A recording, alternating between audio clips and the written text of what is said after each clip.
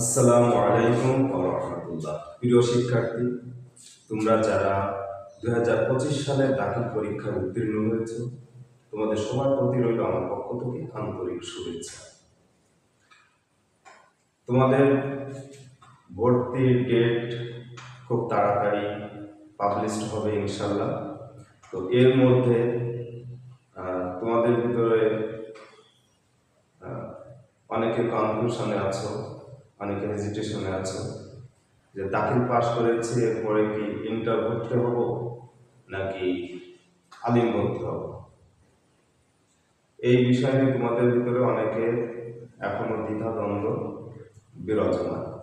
তো আমি সেই দ্বিধাদ্বন্দ্বটা দূর করার জন্য তোমাদের জন্য স্পেশালি 2025 সালে যারা দাখিল পাস করেছ তোমাদের জন্য এই ভিডিওটি মূলত করা।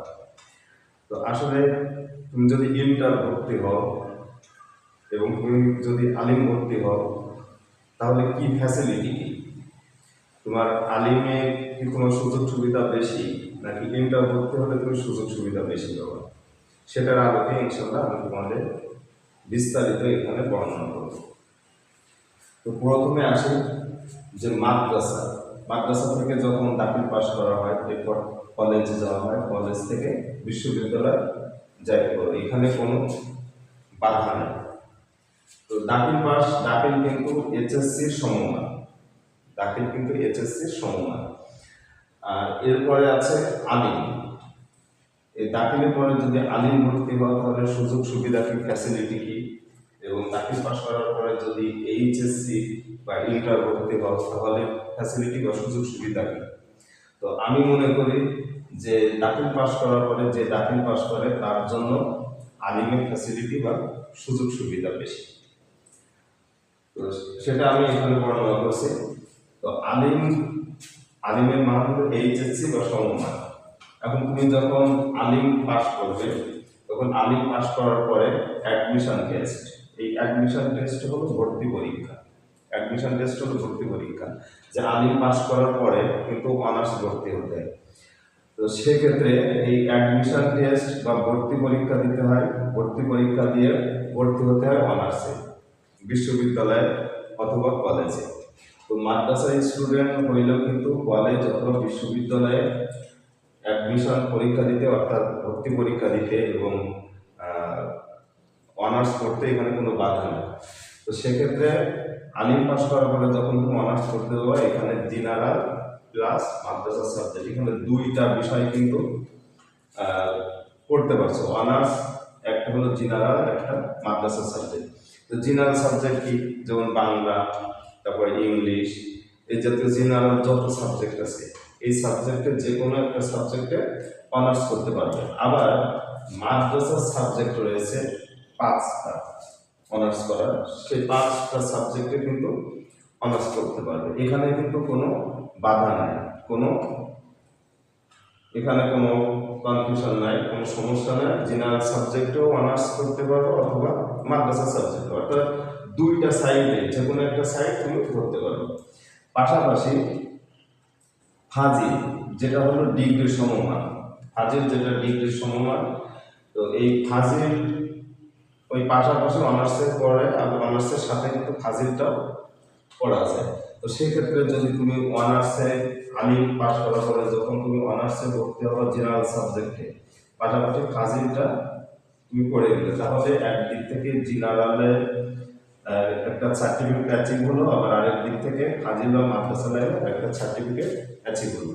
অর্থাৎ একই সাথে দুই সাইড, দুই রকম সাইড, জেনারেল এবং মাদ্রাসা। এখন আমি কম্পেয়ার করব যে মাদ্রাসার সাবজেক্ট এবং মাদ্রাসার স্টুডেন্ট যারা এবং স্কুল বা জেনারেলের স্টুডেন্ট যারা, তাদের ভিতরে আসলে সুযোগ সুবিধা বা ফ্যাসিলিটি কাদের বেশি। তো এইচএসসি যারা পাস করেছে তারা অনলি শুধু এখানে জেনারেল সাবজেক্ট পড়ে, তাদের কিন্তু মাদ্রাসার কোনো সাবজেক্ট না। বাট তোমরা যারা দাখিল পাস করেছে তোমাদের কিন্তু জেনারেল, মাদ্রাসা এবং জেনারেল সাবজেক্ট দুইটাই তার ভিতরে বিরাজমান। এরপরে তুমি যখন এইচএসসি ভর্তি হবা, দাখিল পাস করার পর এইচএসসি ভর্তি হবা, তখন তুমি কিন্তু অ্যাডমিশন টেস্ট দিতে পারবো অনার্সের জন্য, ভর্তি পরীক্ষা, জেনারেল সাবজেক্ট, এভরিথিং সব কিছু। ঠিক একইভাবে আলিম যারা ভর্তি হবে তারাও কিন্তু অ্যাডমিশন টেস্ট দিতে পারবে এবং জেনারেল সাবজেক্টে ভর্তি হতে পারছে, আবার মাদ্রাসা সাবজেক্টে ভর্তি হতে পারছে। বাট তুমি যখন দাখিল পাস করে ইন্টার ভর্তি হচ্ছ তখন অনার্স করতে গেলে অনলি জেনারেল সাবজেক্টে তুমি অনার্স করতে পারছো। যখন তুমি দাখিল পাস করার পরে ইন্টার ভর্তি হওয়া তখন কিন্তু তোমার মাদ্রাসার সাইডগুলো টোটালি ব্লক হয়ে যাবে, মাদ্রাসার সাইড টোটালি তোমার জন্য বন্ধ হয়ে যাবে। কারণ তুমি ইন্টার ভর্তি হলে এরপরে কিন্তু তুমি ফাজিল পড়তে পারবে না, ইন্টার ভর্তি হলে তোমাকে ডিগ্রি করতে হবে। তো সেক্ষেত্রে তুমি যখন দাখিল পাস করার পরে আলিম ভর্তি না হয়ে যখন তুমি ইন্টার বা এইচএসসি করতে পারো তখন শুধু তোমাকে জেনারেল সাবজেক্টে অনার্স করতে হবে। আবার যদি তুমি ডিগ্রি করো তাহলে সেটাও হবে জেনারেল, অর্থাৎ একই সাইডে তোমার দুটো সার্টিফিকেট কাছে হচ্ছে। বাট যখন তুমি আলিম ভর্তি হচ্ছ তখন তুমি যদি অনার্স জেনারেল সাবজেক্টে করো তাহলে এখানে মাদ্রাসা সাবজেক্টে তোমার আরেকটা অনার্স আছে, ফাজিল মানে ডিগ্রি বা অনার্সের সমমান। তাহলে তুমি যদি আলিম ভর্তি হও তাহলে তোমার জন্য সুযোগ সুবিধা বেশি, একদিক থেকে জেনারেল আর একদিক থেকে মাদ্রাসা, দুই সাইডে তুমি ফ্যাসিলিটি নিতে পারছো। বাট যখন তুমি ইন্টার ভর্তি হবা তখন কিন্তু মাদ্রাসা সাইডটার কোনো ফ্যাসিলিটি পাবে না, তখন শুধু জেনারেল ফ্যাসিলিটি পাবে। এখানে জেনারেল সাবজেক্টে অনার্স, জেনারেল সাবজেক্টে মাস্টার, ডিগ্রি করলেও জেনারেল সাবজেক্টে। কিন্তু মাদ্রাসার আলিম ভর্তি হইলে এরপরে অনার্সও সে জেনারেল সাবজেক্ট করতে পারছে এবং ফাজিলটা সে করতে পারছে, তাহলে একদিকে তার দুইটা সাইড আছে। তো এখন যারা জেনারেল যারা স্কুল কলেজ বিশ্ববিদ্যালয় যারা জেনারেল সাবজেক্টে অনার্স করে, জেনারেল সাবজেক্টে মাস্টার্স করে, তারা যেমন জব মার্কেটে কম্পিটিশন করতে পারে, জব মার্কেটে টেস্ট দিতে পারে, পরীক্ষা দিতে পারে, এক্সাম পার্টিসিপেট করতে পারে। ঠিক একইভাবে যারা মাদ্রাসা সাবজেক্টে অনার্স করছে বা মাদ্রাসা সাবজেক্টে মাস্টার্স করছে তারাও সেম একইভাবে তারাও সেই পরীক্ষাগুলো পার্টিসিপেট করতে পারে, সেই জব টেস্টে, জব পরীক্ষায়। এবং আরেকটা ইন্টারেস্টিং বিষয়, তুমি যখন জেনারেল সাবজেক্ট এবং মাদ্রাসা সাবজেক্ট তোমার দুইটা থাকছে, দুইটা বিষয় থাকছে, দুইটা ভিন্ন দুই সাইড, তখন তোমার জন্য জবটা অত্যন্ত সহজ হয়ে যাচ্ছে। যদি টিচিং প্রফেশনে আসো, শিক্ষকতার প্রফেশনে আসলে যারা জেনারেল সাবজেক্টের স্টুডেন্ট তাদের জন্য স্কুলে একটা সাবজেক্ট একটা সিট বরাদ্দ থাকে অথবা দুইটা সিট বরাদ্দ থাকে।